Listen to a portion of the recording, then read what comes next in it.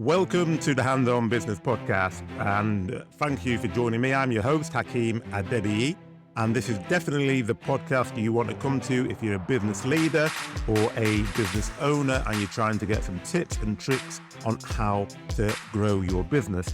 Today, we're going to be talking to a guest who's grown a technology business, started in 2012, and actually in 2018, he was on the Sunday Times Virgin Atlantic Fast Track 100 ranked as the 10th fastest growing private company in the UK. And what we're going to be talking to Ben Treleaven about today is how to turn an idea into a real business. You're going to find that it's a very informative podcast, it's engaging, and there's going to be loads of good takeaways. So I would advise you to stay tuned and listen all the way to the end. Welcome to a new episode of the Hands-On Business Podcast. Delighted to welcome you back even. And if it's your first time, hopefully you're in for a treat. Now, today's guest has built a technology business. Yes, there are some of those in the UK, not all in California.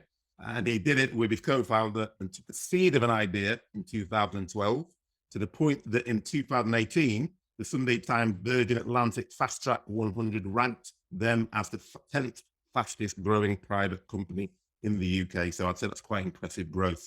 So probably you do want to listen when we discuss how to turn an idea into a real business. So welcome, Ben Treleaven. Morning, how you doing? All right, Hakeem? I am very, very well, thank you. Ben, how are you? I'm very good, thanks. Very good. Obviously, we've just had a quick, brief chat before this podcast, and it's really looking forward to getting going. Lovely. So I think the way to kick off, or the best way to kick off, is you want people to get to know you, Ben. So just tell me about who you are and your journey from 2012 and what that idea actually was. Yeah, so I'm the managing director of ISO Spaces. I set it up just over 10 years ago with my friend and business partner, Gregg Curtis. So we originally met working at stockbrokers back in 2010, maybe. And we'd always had our own idea that we wanted to run our own businesses. We got on really well. We had a few different ideas of what we wanted to do. So we were based down in Cornwall, where Cornwall itself, the industry down here is very heavily tourism based, where we didn't particularly want to get into that. And we wanted to, our idea was to build a scalable business that could be national or international, not something that was, there's a lot of people start hospitality style business down in Cornwall. Not saying that's easy, but it's the sort of low hanging fruit where we wanted to build more of a global monster, really. I suppose we're both megalomaniacs a little bit in that way. But we originally, so we were going to start making shipping containers into home offices. That was our original plan. So we bought with a hydraulic opening front and sort of high end, fancy, which probably would have done really well the last couple of years in the pandemic, to be honest. But we're maybe 8-10 years ahead of the game on that one. But we bought a shipping container and we had it in a fabrication yard. And we sort of, we'd be there at sort of 4:30 a.m. before going to work when the market's open there in the evening, trying to work on it ourselves and convert it into this hydraulic opening front with quad winches, hydraulic arms, the lot. We thought it'd be easy. We thought we'd basically we're good sales and marketing people was our original sort of backgrounds for both of us. And we thought we'd be able just to sort of sell the idea, maybe do a bit of design work and someone else would make these units, but there wasn't anybody to make them. So we realized we were going to have to make them ourselves, which involved, I'll touch on a bit later, how we involved setting up factories and the evolution of that, and how we ended up digitizing a lot of those processes as well. But going back to where we were then, we were in the stockbrokers. We both got really drunk on red wine one night and borrowed 100 grand personally and quit our jobs, basically, and decided that was how we were going to start the business properly. So I woke up one morning very hungover, looked at my online bank account, had 104 grand in it. And I was a bit like, so I did actually do that. Greg and I both quit our jobs and focused on ISO Spaces full time. So that was where the sort of journey started. We originally were making sort of shipping container bars, restaurants. I'm sure you've seen loads of those sort of pop-ups knocking around most of the cities, festivals and events. And then eventually someone said to us, could you make houses out of these? And we said, yeah, definitely. Of course we can. And then we obviously had no idea how to do that. So, there's something probably is a bit of a tip for this. Say yes to everything and then work out how to do it. So don't sort of be limited by with your ambitions. So we ended up building 50 houses in Ealing for Ealing Council out of shipping containers, and then we built another 150 and then another 210, all in a factory we set up in Cornwall, which we wanted to. So the construction is a bit of the last wild west of the big industries. It's still very much old school developers. People are like, we do it this way because we've always done it this way. Lots of consultants and lots of people trying to get into the process and complicate something that's essentially very simple. And I'll talk in a bit about how we've done that through technology as we've grown the business. But we learned how to make this housing, and we ran it like a car production plant. I'm sure you've seen videos or you've seen on the TV, or maybe you've even been to a car production plant where it just runs down a production line and you add bits as it goes along. We did that with houses. So you'd start from scratch and they'd be square or oblong modules, and they'd come along and you'd fit the insides, fit the plumbing, fit the electrics, fit the windows, fit the finish, bang, out the factory onto site. So we could build a house in 10 days, which is very, very quick. So yeah, very, very impressive. So in terms of the idea, because what I've noticed when I speak to entrepreneurs, they tend to have loads of different ideas, and they've got ideas brimming through your head. And you were saying that you're chatting to your partner, and you had different things you want to work together. So what made that the idea that you decided you wanted to go with? Well, Gregg is very much the ideas man. I'm more of a numbers guy. So the way that we work really, really well together, Gregg is very commercially minded and brilliant he comes up with most of the ideas, where I'm much more operationally focused than he is probably. So I'm more of a finisher completer. So that's why we work really, really well as a pair. The reason we settled on this idea, because ISO Spaces was originally called ISO Money, it was called ISO Cabins, it had been called many different things, and there was just nobody else really doing it. So you couldn't just go and buy a shipping container bar or a shipping container from somebody. You would have had to go to a series of different people and get that made. There wasn't anybody offering a turnkey service. Very similar in 10 years later, ISO Spaces is now a technology-driven turnkey modular contractor. So we still haven't lost the ethos of our ideas, which is we do everything. You don't have to worry about it. It's why people still use travel agents. People want you to take it and they want everything done for you. They don't want to go, well, yeah, but I could get the flights for this and the hotel for this. Don't get me wrong, there are still plenty of people who want to do that, but we don't want to work with them. It's we're offering buildings as a service almost. If you're a council, a public body, a developer, you've got a patch of land and you want to put 200 houses on it. Do you want to just go to somebody? Can you do that? We say, yeah, we'll do it all. This is what it'll cost. So in terms of the technology element, because the way you described it, most people and my listeners will probably think, well, that sounds like a construction business. So just explain exactly how. Yeah, we set up another business to complement this business in 2018 called Modular Mapper, which was a technology business. So we wanted to have some software made. So the way that construction and buildings work and the built environment is you start off with a design, a concept, and it moves through a stage of processes, gates, whatever you want to call it, as it moves and progresses the design, gets more and more detailed, and then eventually it goes to a planning application, and then it gets built.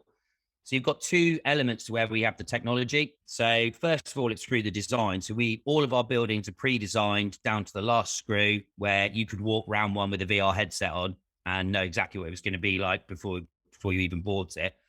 That's kind of almost like the back end technology. You can sit there and flick and change the wall colors. I'm sure you've seen all of that. So we wanted to get some front end technology made, which essentially did the feasibilities and the planning apps. So normally you would pay an architect and a series of consultants anything from 10 to 50K to get a site feasibility done, get it all drawn up, all of the visuals. So we created some software that does that for free in 2 minutes, which would normally take 3 months and 50K.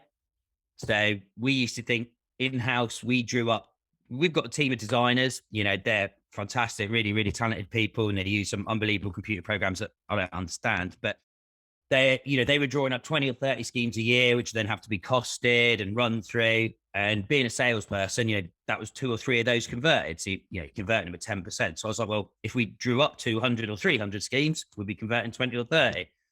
And we didn't want to employ a design team of 80 people. So we use AI to do that basically. So we created Modular Mapper. We had some quotes from various software developer companies or development companies to have it done. And the cheapest quote was $500,000 to get it started.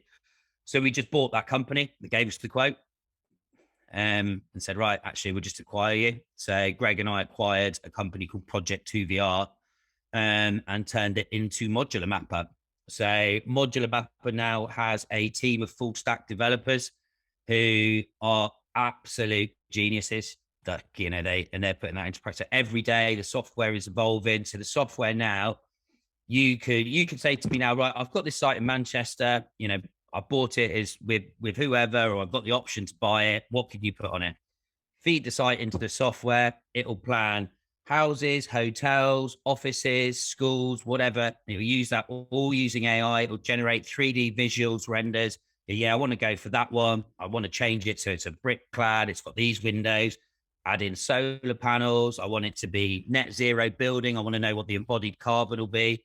Software works all of that out. Press a button, bang. It generates all of that in a document that tells you how long it's going to take to build, how much it's going to cost, all of those details, what the finishes are, how many houses it's going to be, etc., which would normally take 2 or 3 months. Well, I need that for my house, to be honest. That'd be really perfect. So what's the biggest part of your business? Is it that Modular Mapper sound?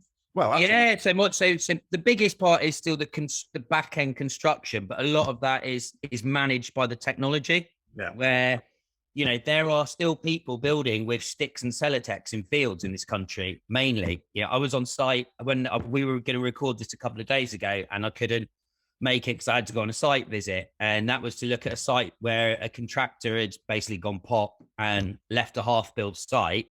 And these are just timber framed houses in the middle of the site, soaking wet timber. And you just think, well, why would you not build in a technology controlled indoor environment?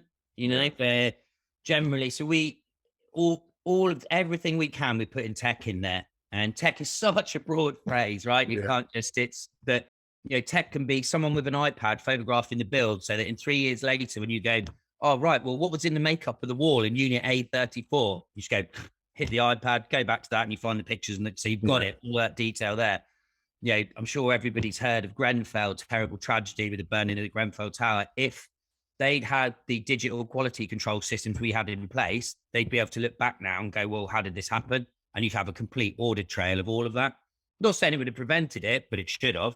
But you know, you've got to embrace and use the technology where you can. You know, particularly, we originally thought the technology we'd bring into construction would be going back to the production line and how you make things sort of robot style technology for production, you know, robot arms, etc. But the cost behind that is phenomenal. You know, you'd be talking £100 million plus investment to make a factory work like that, and that's just too much. So we thought, where else can we invest in lower hanging fruit technology that can have a significant impact across our business? And that is essentially the digital design tool. Yeah, it's basically vertical integration, isn't it? You're finding different things on that pathway then. Exactly that. So we've always worked on a vertically integrated supply chain, and really we want to be a vertically integrated business. So construction works in REBA stages, which is REBA 0 to 7. We used to just do number 4, and that was building. Okay. And now we do every single one. And as much of that we can put technology, and obviously you always need the people to use the technology, but it's just, you know, it's, if you can use the tech to do a lot of the legwork, you know, we can make instant decisions using our technology. The technology drives the decisions. So our technology is essentially a data aggregator as well. So if you're putting your site in, it will have a look through the history, and it will tell you if there's ever been any planning apps, if there's ever been any flood risks, if anything's ever happened on that site, it'll know it. Sorry, I'm just going to. So that you started that effectively 10 years ago, and you said there was nothing like it at the time. Is there anything like this now? No, so we've only started the tech part of it, like the modular map, about 4 years ago. All right, no, there's nothing like it out there. So it really is game changer. So we use it ourselves in-house as ISO spaces, and we are just in the process of licensing it out to some other people who do the same sort of business as us, so they can use our technology. So we'll essentially be putting it on a SaaS model. Yeah, makes sense. Yeah, but it'll save them absolutely thousands. We think it probably saved ISO Spaces 750K last year Bloody hell, well, as a yeah. straight cash cost saving. Well, that's definitely worth having, isn't it? So I mean, because the way you talk through it, it sounds like it was all really simple. You had an idea back in the way, when you were stockbrokers, and you just got together with a inventive and creative partner, and it all popped out. It never really works like that. So what were the biggest challenges that you faced when you had the idea and you try to turn it into reality? What were the biggest challenges? Yeah, so I mean, a lot of challenges is around cash flow and cash, Yeah. and being able to have a business that runs today and makes money today. Everybody can have ideas about a business that makes money 3 years in the future. I can give you 100 ideas this morning, Yeah. and Yeah. but if you can't make the money today to feed all the mouths in the business, we've got 25, 30 full-time staff now. Our wage bill is probably 100K a month. Or Yeah. you need to bring in enough money to pay for that today. You can't just sit there having great ideas. And this is Greg and I have had, mainly Greg, loads of different ideas for other stuff over the years as the businesses have come. And we work hard to shelve those, because he who chases many things catches none, as they say. It's very, very important to maintain your focus. And I think that's one thing, it is really easy just to think of all these big ideas and just not worry about today's cash. Yeah, I'm a big cash flow man. If there's no cash, it can't flow. Yeah, no, I think that's a really well. I just ran down that he who chases many things catches none. It's so true. And actually, I had a mentor many years ago who had a very large business. He's now retired, and he was my mentor. And one of the things he said to me, he said, Hakeem, if you ever set up a business, cash flow, he said, that's what kills most businesses. They go into business, they have these great ideas, they start spending loads of money, get a lovely office space, and then after about a month and a half, they think, oh, we're not making any money. And then they go, I need to go and get a job again. Exactly. It's, my dad always used to say that to me as well. He said, P&L is one thing, but if you haven't got actual cash flow, then, there's nothing left. So we've had loads of ups and downs. We nearly went bust in the first year, and Barclays gave us a £5,000 overdraft to help finish a unit, which we sold to Heineken for sort of 60, 70K, which allowed us to reinvest and keep going. We've always reinvested into the business as well, and invested in our people. So we've got excellent retention. We've got a brilliant team of people. We've hired a lot of people that we've known and worked with over the years. We've got our operations director, Carlos. I've been working with him for 20 years, in different businesses. So another thing I'd say is if you work with good people who and you can trust, and you can hire them. We've got some of the guys that work for us and girls that I've known for a long time, that I've let's call it headhunted through relentlessly saying, come and join us, because we're in a bit of a niche industry. A lot of people are sort of saying, Ben, it sounds great, but I don't know anything about modular volumetric digital construction and prop tech. I said, don't worry, nor do I. We'll learn together. But I'm a really big believer in hire good people, and you can train skills. You can't train someone to be a good person. Genetically. Yeah, I've seen. In fact, I read that in. I can't remember. It's one of Jim Collins' books. It was Good to Great or Built to Last, or one of the others. He's had about 3 or 4, and he basically said, and I remember reading it on holiday when I was a national sales manager, and it's like a light bulb moment. He basically said, like, you're effectively on a journey. He said, your company is a bus, and he said that you just want to get good people on the bus. He said, even if you don't know at that point what you want those people to do, just get them on the bus, because you'll find something for them to do. Exactly that. We've got a guy who works for us now, a graduate engineer, and he just applied for the job like 3 or 4 times. He just went, I don't care what I do, I just want to work with it. All right, get him in. If his attitude's that good, we'll find something for doing it. And he's really flourishing now. And it's you really can't train that attitude. But on the flip side of that as well, and this comes back to your original question, which we started about 3 or 4 minutes ago before we went off on a tangent about where the problems come in, and there is problems finding specific skills. So, and it does make a big difference when you bring in, we've got fantastic heads of construction and quantity surveyors now, very, very knowledgeable and experienced in their field. And to have that experience brought in is really fantastic, but it's not easy to always find those skill sets. So going back to your business quotes, there's one that I always go back to from Steve Jobs that says, we don't hire people so we can tell them what to do. We hire people so they can tell us what to do. Yeah. And that for me is the quote's always resonated, because I know, a little about a lot, basically. I don't know. I am not an expert in it. Well, I suppose I'm a bit of an expert in modular construction just by there being a lack of other experts. But it's, I'm not a specialist in anything.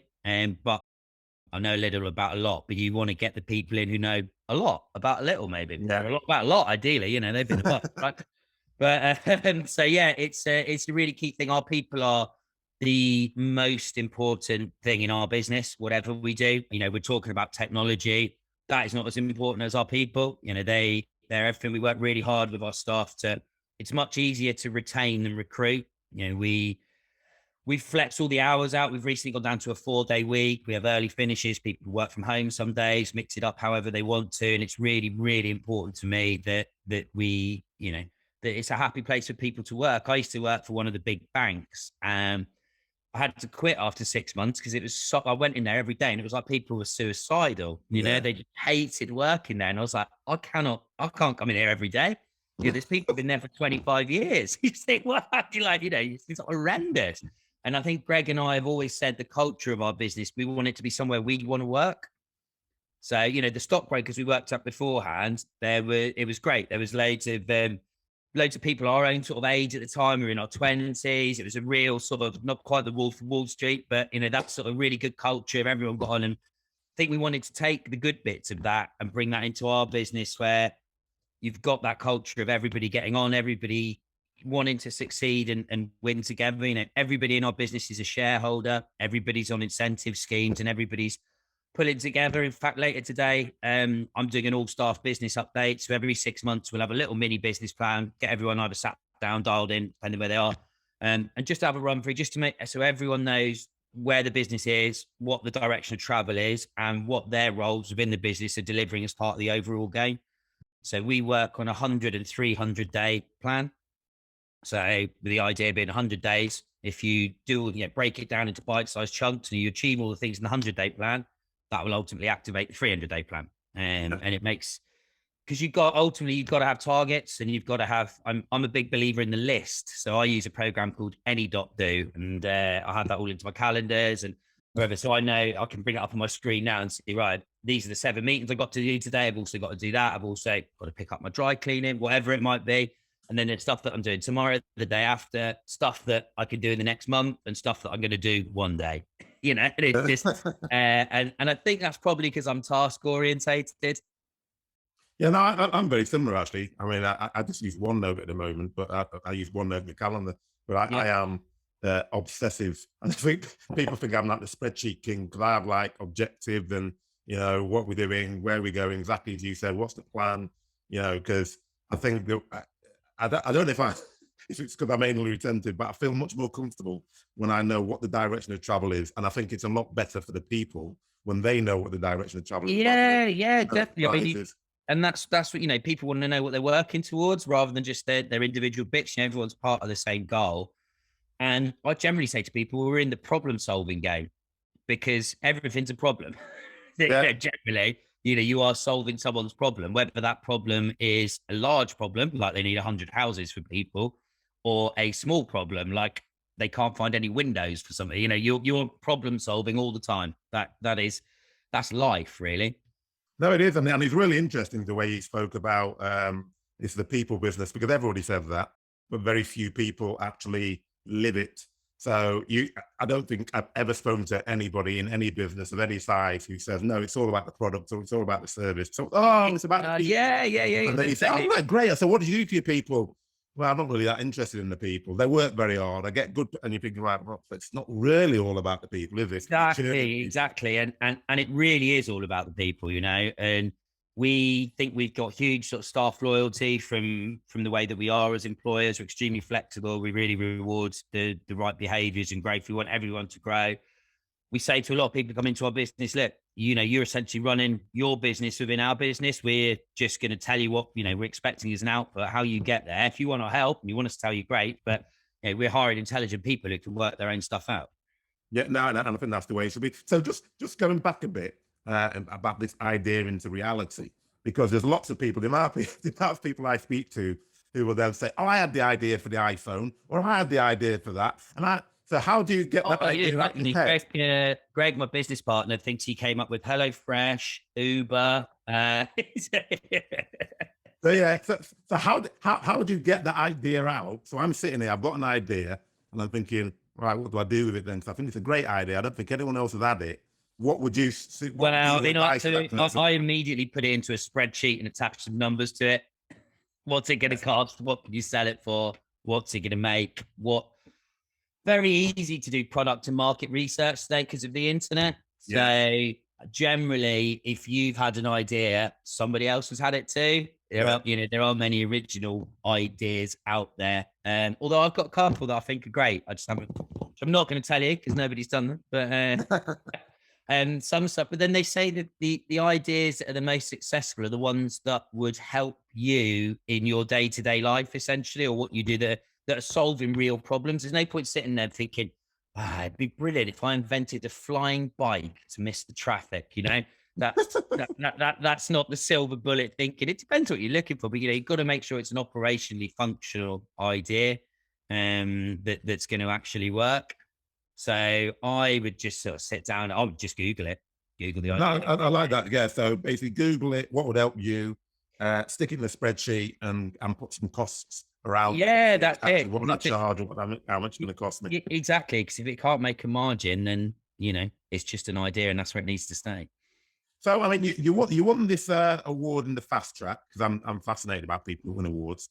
Yeah. How did that happen, and how did it feel? So we got approached by the fast track, which is sadly finished last year, as it was his own company set up by a guy called Hamish, who is friends with Richard Branson, and so it was sponsored by Virgin. And Richard Branson, obviously being a successful entrepreneur, billionaire, he likes entrepreneurial and growth businesses.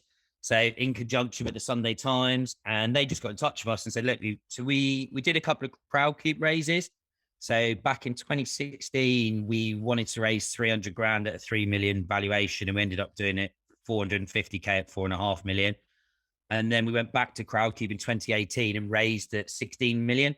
So, valuation at, so the second Crowdcube raise, we'd valued at 16.8 million. So we'd quadrupled our valuation in 2 years. Obviously that gets out in the media and in the business world. So they got in touch with us and said, basically the fast track works on percentage of growth. And it was like, you've grown 500% in 2 years or whatever it was. And then you submit a load of documents and what have you. And then they publish a list. And we were the 10th fastest growing company in the UK that year. So got to go to some brilliant events, met loads of really, really great people. Alan Barrett, the guy who set up Grenade, grenade bars. So, his guerrilla marketing by driving orange tanks onto people's lawns. Fantastic. And so I've always tried to really maximize that network and meet, people that own Fever Tree and things like that. Yeah, brilliant, brilliant people. And we got to go to lunch at Richard Branson's house, which was actually a marquee on his lawn at his house in Oxford, which was incredible. Him speaking, his daughter speaking, head of Virgin Galactic, and then other really sort of, big hitters from business, fascinating to network and sit around and just be around those people, really inspiring. And, for what started off as a company in Cornwall from two guys in a dirty shed, which is just down the road from where I'm sat now, actually, with a shipping container, and to be sort of sat in a marquee in Richard Branson's lawn felt pretty good. Yeah, well, I can well imagine, and obviously you've come a long way from that two guys in a dirty shed, and you've grown the business quite exponentially. So if I've got a listener or viewers listening to this, what would you say if you could think of, because you always like top tips, if you have 5 top tips, you might not get to 5, because I always ask this question, people start stumbling at 3. But what would your top tips be for someone who wants to, who's where you were in 2012, but wants to get to I mean, don't plan to make any money for a year. I speak to lots of entrepreneurs who are like, yeah, I've got a business plan. Month 3, I'm making 10 grand a month. Okay, you're not. Simple as that. So you need to plan your business and your personal cash flow, because if you're worried about paying yourself and where the money's going to come from, I was lucky. I was single, no kids, didn't have to worry about, taking on a load of debt, essentially. I would say no, that'd be another point. Debt funding, much better than equity funding. Don't give away your equity too soon. I've met several people, including a mutual friend of ours, actually, who have given away a lot of equity early on in a company and then lost control of it, and it's really killed an idea. So hang on to that equity for as long as possible. That's your gold, really. Don't be scared to ask for advice. So we've got a non-exec who sits on our board now. He's really highly placed corporate financier who works for one of the big banks. And, don't be too, if you don't understand, ask, you can't front it all out. But then there is also a certain element of fake it till you make it. You gotta project that front end of, that you know what you're doing. Be confident that you do know what you're doing.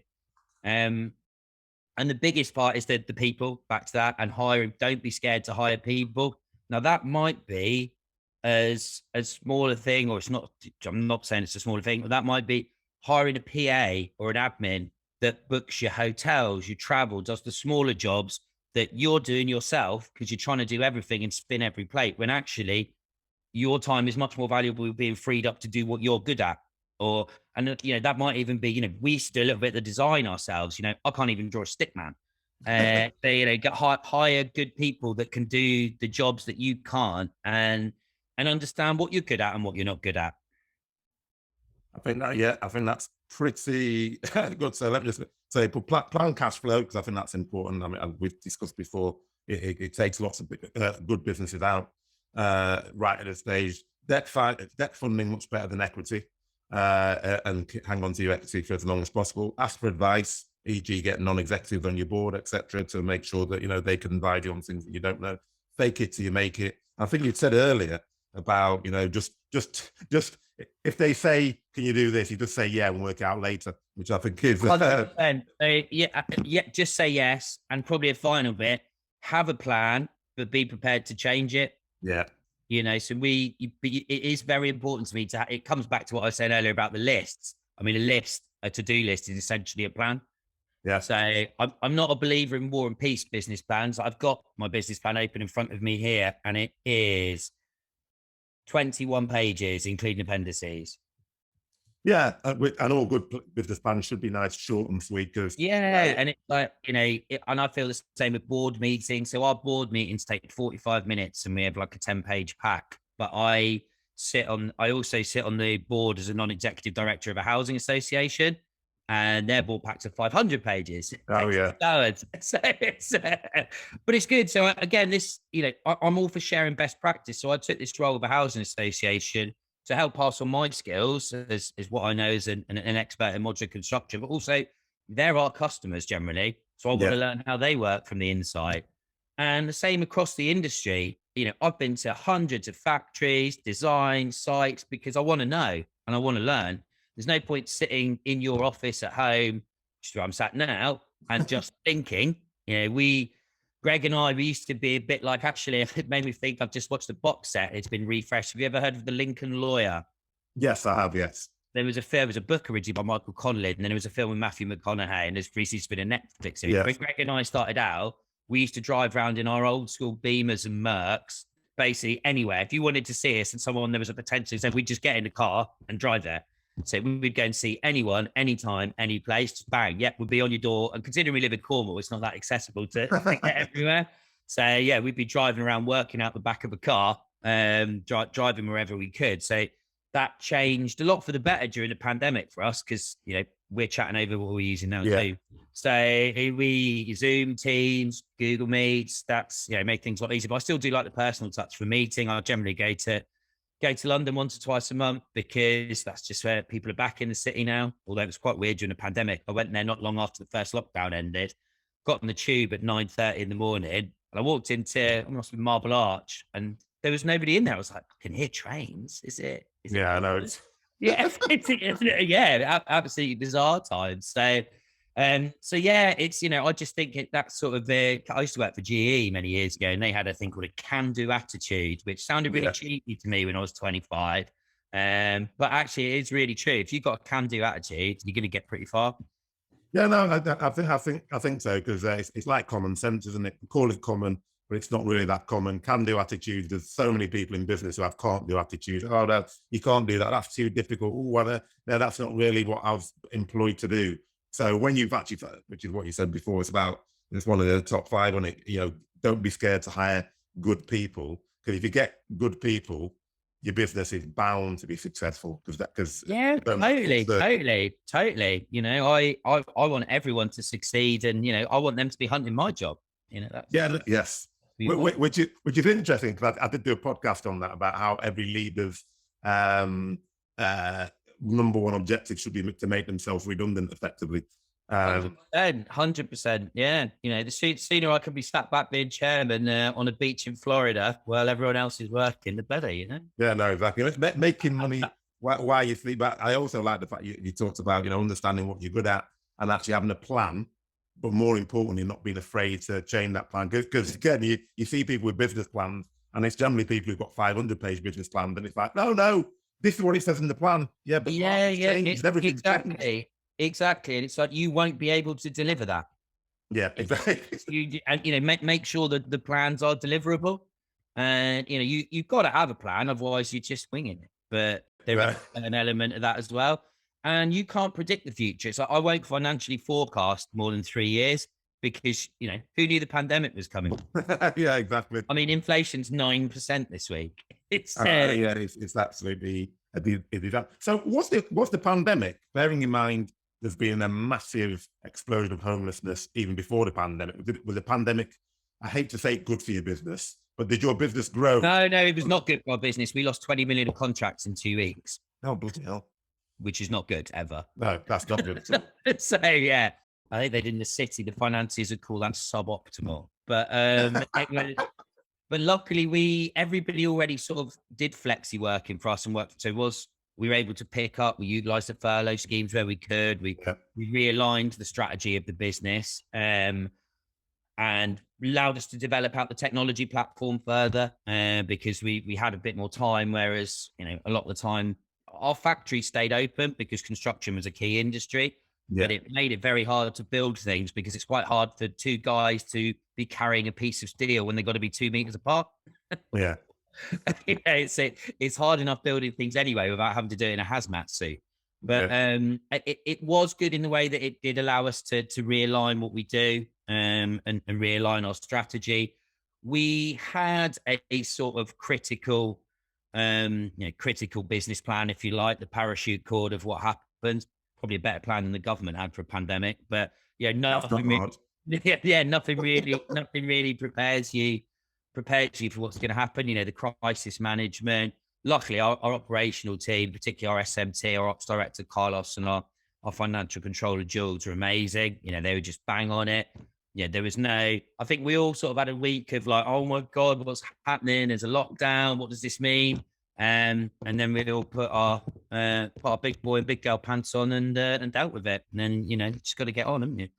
No, yeah, you do. So if there's 2 key things that you would say that you need to avoid, or even just reflect back to when you started, things where you'd say, actually, if I start again, I'll do this differently, what would they be?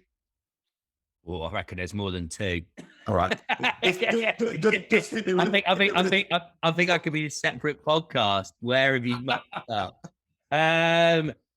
Hard to say. So I don't really have any regrets in anything, because you can't change the past. So there's no point in sort of crying over spilled milk. So I don't really think about it too much, if I'm honest, because, as long as you've learned from it, or not maybe, but, as long as you're trying to take a learn from it, I'm sure there's key moments where you wish you'd done things slightly differently. Well, 100%, I'm thinking of like day-to-day moments and interactions with people, clients, loads, as far as like ginormous missteps, touch wood. I don't know if there's been too many, but, I'm sure there are.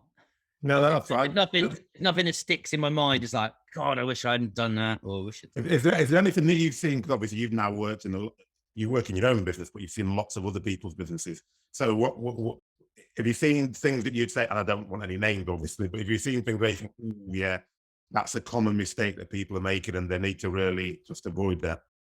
Yeah, I don't know. I mean, it's There's loads of businesses I look at and think, I'd love to come in and run this business. I'd have this streamlined out in a month. And, you see opportunity, but I bet lots of people probably look at our business, and until you look under the hood of somebody else's business, you don't really know and what's going on there.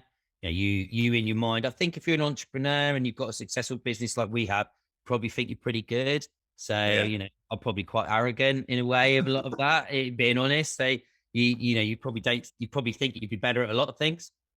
And that is one other business plan you can have. Like we started up a totally new business where people didn't do it, but you can make a business in a very good business on doing something someone else is already doing and just being better at it. Yeah, no, oh yeah. I mean, Apple is the perfect case in point, isn't it?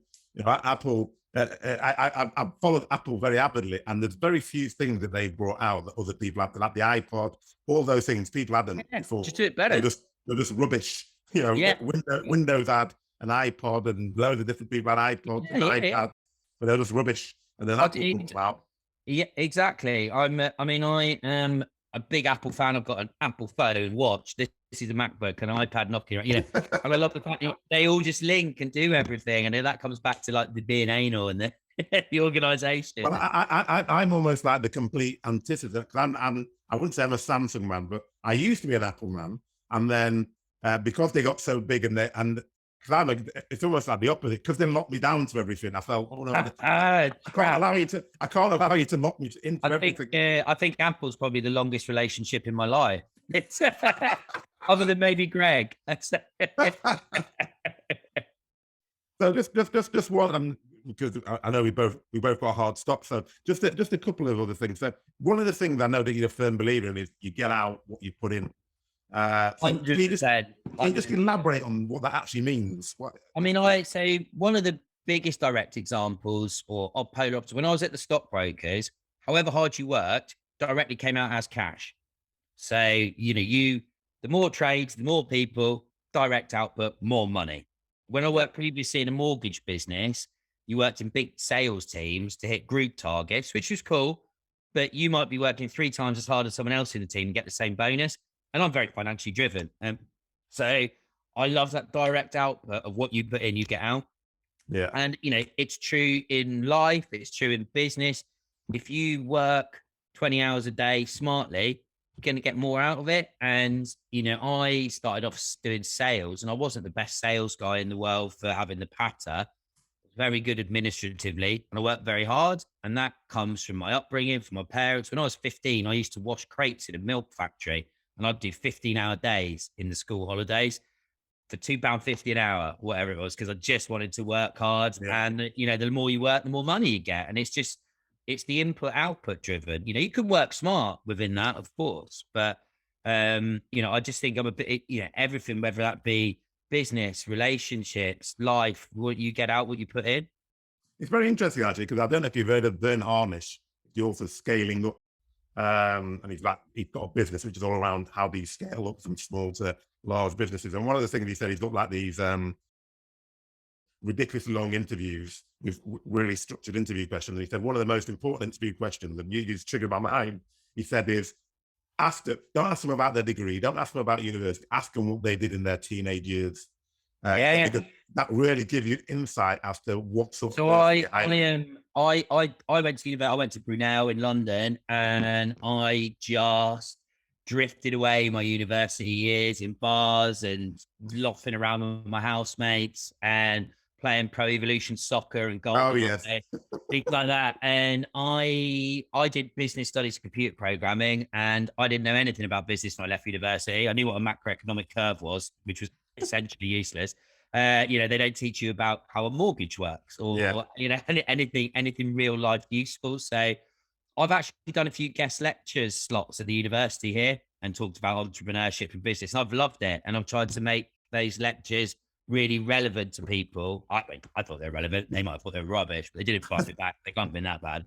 But it's that the university in schooling is it's a tick box process, a lot of it, and I just sort of followed the system. Your formative years are probably before that, and then your business influencing years. So I worked for A guy down here who had a business that he made worth 100 million, a mortgage brokerage, and he was a very successful, driven individual, and also worked for big corporates, G Capital and the banks. So I saw sort of both sides of an owner, an owner-run business that was very successful, to some horrible big corporates, to some great stuff from big corporates. So we've always been very process-driven. Ever since day one at ISO Spaces, we've put a bit of a corporate structure in place, whether that be doing one-to-ones for people, just having a process, having a plan. And as we built the business, that served us in really good stead, because we've always had that firm footing and a structure to what we do. And that's something that's really important to me. And that's something I learned from the big corporate. I don't believe in a lot of the big corporate stuff. Some of it can mindless. And likewise, I learned loads from the guy who had his own mortgage business that he'd grown up. And that was something that was inspiring. A lot of it to do with the money and the growth. But also there was some really bad management in that business. And you learn from that, and you learn what it's as important as to learn from what's bad as what's good. Yeah, no, in fact, that's a really good point, because I when people talk to me about, what was a good boss, what was a bad boss, because I often get that question. I say, well, to be honest, there's people who are worse than others, but I've learned from every single one of them. And as he said, even my first manager I ever had was probably the worst, if you talk about traditional manager I've ever had. But I still learned things from her, because I thought, yeah, I'll never do that. If I manage people, I'm never going to do that. Exactly. You can learn anywhere, can't you? So our ops director is, he was my first best manager. So I knew he's the best people manager I'd ever met. So when we got to a size we needed managers, I headhunted him for a long time to get him into our business. And he's amazing. He's a brilliant people manager, and that's so important to have.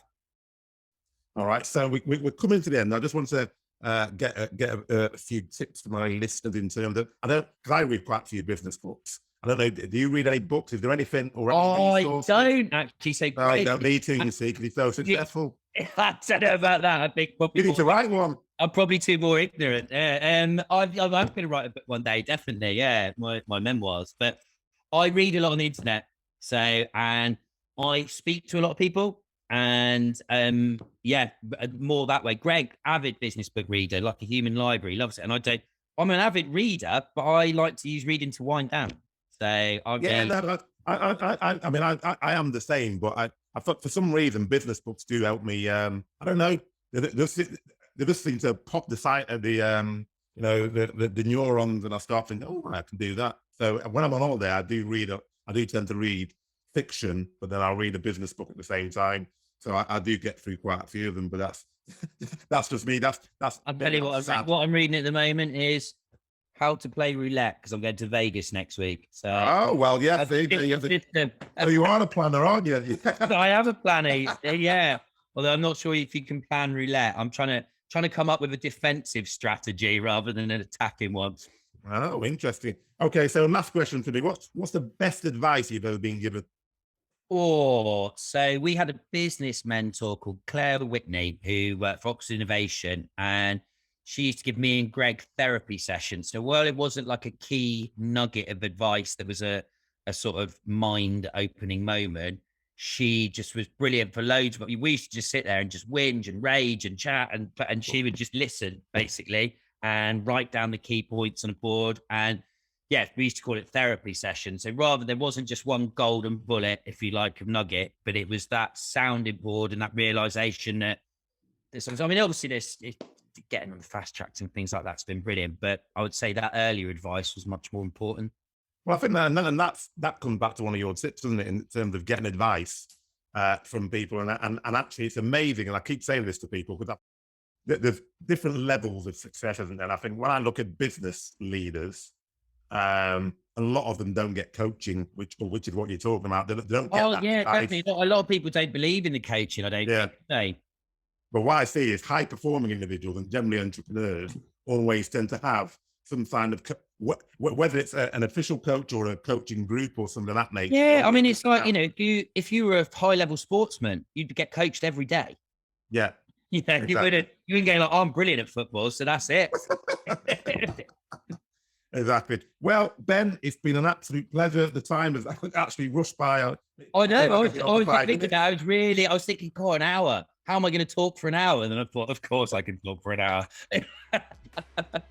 No, I appreciate it. I know my listeners will appreciate it. But no, thank you very much. It's been a blast. Brilliant. Hey, thanks very much, Hakeem. Take care. You have a great day. So thanks very much, Ben. I hope everybody enjoyed that as much as I did. I didn't really think that an hour could pass so quickly. So as I said at the outset, engaging, great advice, and we got some real fantastic tips about how to turn an idea into a real business. And the real nugget for me, and there's lots, so if you've listened to it, you'd have heard about 6 or 7 points that Ben went through in terms of the key things to turn that idea into a business, and actually just generally how to manage a business in its entirety anyway. But the one that really stood out for me was have a plan, and that probably stood out because I love planning. But then more importantly than having a plan, be prepared to change as circumstances change. So it's about having a plan, but having that flexibility. So really enjoyed that. I'm sure you did. And if you did, number 1, please subscribe. Number 2, pick up the show notes from the website. And then also, if you liked it, rate the podcast. And if you didn't, as I always say, keep it to yourself. So all the links for subscribing, getting the show notes and rating the podcast are in the podcast description. So thank you very much. Keep listening and keep growing.